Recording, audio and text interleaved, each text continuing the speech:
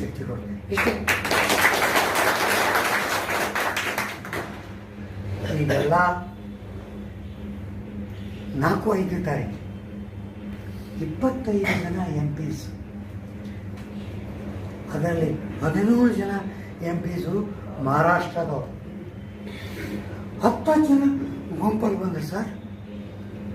10 ಜನ ಆಪೋಸಿಷನ್ ಒಂದೇ ಅಲ್ಲ, NDA BJP ಕೂಡ ಅದರಲ್ಲಿ ಬಂದರು.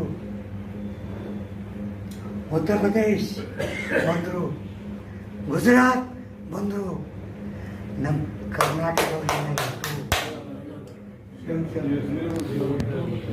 ಪ್ರತಿಯೊಬ್ಬರಿಗೆ ನಾವು ಲೆಟರ್ ಕೊಡ್ತೀವಿ. ಒಂದು 2 ಮಾತು ಹೇಳಿಕ್ಕಾಗಲ್ವಾ? ಮಹಾರಾಷ್ಟ್ರದವ್ರು ಎದಕ್ಕೆ ಬಂದರು? ನಾನು ಅನಲೈಸ್ ಮಾಡಿದೆ ಅದಕ್ಕೆ.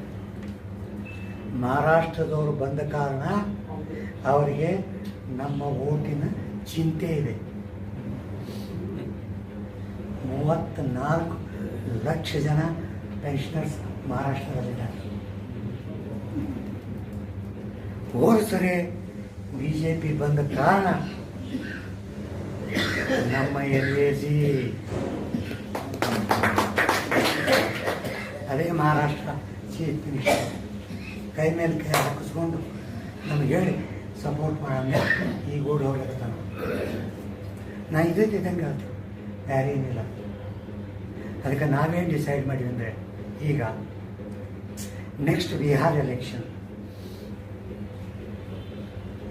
ಎಲೆಕ್ಷನ್ನು ಲೋಕಸಭಾ ಎಲೆಕ್ಷನ್ನು ಒಂದೇ. ಇವತ್ತಿನ ದಿವಸ ನಿತೀಶ್ ಕುಮಾರ್ ಬಿದ್ದರೆ ಮೋದಿ ಗೌರ್ಮೆಂಟ್ ಕೆಳಗೆ ಬರ್ತದೆ. ಮೋದಿ ಗೌರ್ಮೆಂಟ್ ಸಪೋರ್ಟ್ ಒಂದು, ಬಿಹಾರ್ ಗೌರ್ಮೆಂಟು ಇನ್ನೊಂದು ಆಂಧ್ರ ಗೌರ್ಮೆಂಟ್, 2 ನಡೆಯೋದು. ನಾವು ಅವ್ರಿಗೆ ವಾರ್ನಿಂಗು ಕೊಟ್ಟಿವಿ. ನಮಗೆ 1 ತಿಂಗಳ ಒಳಗೆ ನೀವು ಇನ್ನೂ ಅನುಮತಿ ಕೊಡಲಿಲ್ಲ ಅಂದ್ರೆ ನಾವು ಅಗೇನ್ಸ್ಟ್ ಕ್ಯಾಂಪೇನ್ ಮಾಡ್ತೀವಿ ಬಿಹಾರ ಒಳಗೆ. ನಾವೆಲ್ಲರೂ ಹೊರಡ್ತೀವಿ. ನೀವು ಬಂದ್ರಿ ಒಂದು ಈ ಮತ್ತೆ ನಾವೇನು ಮಾಡಬೇಕು, ನಾವೇನು ಡಿಸೈಡ್ ಮಾಡಿವಂದ್ರೆ ನಿಮಗೊಂದು ಡೇಟ್ಗಳು ಕೊಡ್ತೀವಿ. 1 ತಿಂಗಳ ದಿವಸ ನಮ್ಮ ಎಲ್ಲ ಡಿಸ್ಟಿಕ್ಗಳಲ್ಲಿ ಒಂದು ಕಡೆ ಸೇರಿ BCಗೆ ಮೆಮೊರಂಡಮ್ ಕೊಟ್ಟು ಪ್ರೊಟೆಸ್ಟ್ ಡೆಮಾನ್ಸ್ಟ್ರೇಷನ್ ಮಾಡುವ ಫಸ್ಟ್ ಸ್ಟೇಜ್ ಮಾಡಿದ ಮೇಲೆ ನಿಮ್ಮ ಊರಲ್ಲಿ ಎಷ್ಟು ಜನ MPs ಇದ್ದಾರೆ. ಬೆಂಗಳೂರು ಬಂದ ಭಾಳ, ಬಾಗಲಕೋಟೆ ಒಳಗೆ ಇವ್ರು ಬಂದಾರ, MP ಒಬ್ಬನೇ ಇದ್ದಾನೆ.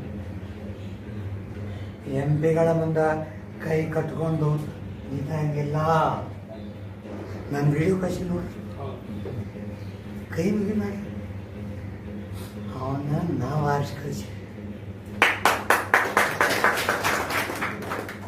ನಾನು ಒಬ್ಬ MP ಹತ್ರ ಹೋಗಿದ್ದೆ ಡೆಲ್ಲಿನಲ್ಲಿ, ಅವ್ರ ಹೆಸರು ತಗೊಳ್ಳಲ್ಲ ನಾನು. ಮಿಸ್ಟರ್ MP ಅವರ, ನೀವು ಒಳ್ಳೆಯವರು, ನೀವು 4 ಜನರಿಗೆ ಕೆಲಸ ಮಾಡಿಕೊಡ್ತೀರಿ, ನಮಗೂ ಒಂದು ಮಾಡಿಕೊಡ್ರಿ. ನನ್ನ ಜೊತೆ 8-10 ಜನ ಇದ್ದರು ಎಲ್ಲಿ ಹೋದಾಗ. ಏನ್ರಿ ಏನು ನಿಮ್ಮ ಕೆಲಸ ಅಂತ, ಇದು ನನ್ನ ಡಿಪಾರ್ಟ್ಮೆಂಟ್ ಅಲ್ಲ, ನಾವು ನಿಮ್ಮ ಡಿಪಾರ್ಟ್ಮೆಂಟ್ ಅಲ್ಲ, ನೀ ಎಲ್ಲಿಂದ ಆರಿಸಿ ಬಂದೀಯ ಅಲ್ಲಿಂದ ನಮ್ಮ ಪೆನ್ಷನ್ದಾರರು ಓಟ್ ಮಾಡ್ಯಾರ. ಹೆಸರು ಹೇಳ್ತೀನಿ, ಸೋಮಣ್ಣ ಅವರ. ನಿಮ್ಮ ಹೆಸರು ಭಾಳ ಕೇಳೀನಿ, ನಿನ್ನ ಹೆಸರು ಏನಪ್ಪ? ನನ್ನ ಹೆಸರು ನರಗೊಂಡ. ಭಾಳ ಮಾತಾಡ್ತೀವಿ ಬಿಡು. ನಾ ಮಾತಾಡ್ತಾ ಇಲ್ಲ, ನನ್ನ ಪೆನ್ಷನ್ದಾರರು ನನಗೆ ಮಾತಾಡ್ಸ್ಲಿಕ್ಕತ್ತಾರಂತೆ.